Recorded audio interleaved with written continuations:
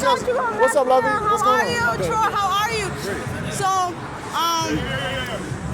started investing thanks to watching and being a fan of Earn Your Leisure. So my question is, what advice would you give to somebody like me, especially a single mom, that, you know, when you're investing like stocks or even like trying to see how you could better yourself and for your children, but get discouraged, like what advice? Because it's like, it's hard out here. Number one is that don't attach emotions to it. I don't want you to feel discouraged, right? There's going to be ups and downs in investing.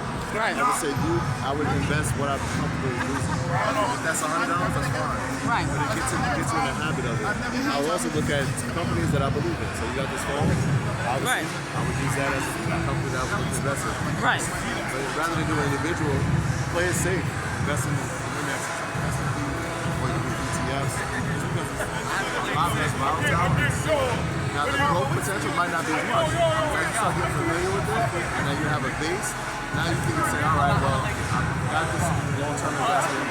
Now I can invest in something similar stocks, which is, for me, I think is the best thing for somebody to do. Don't be discouraged. If we were discouraged, this would never happen. I know, because you and Rashad been friends since 12.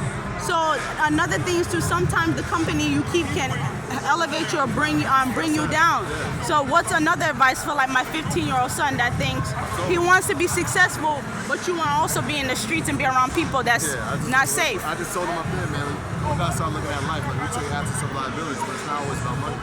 It's about relationships. Relationships. Right? And so if you look at a relationship like a bank account, right? Anybody that adds value is an asset, right? So that puts you in the green.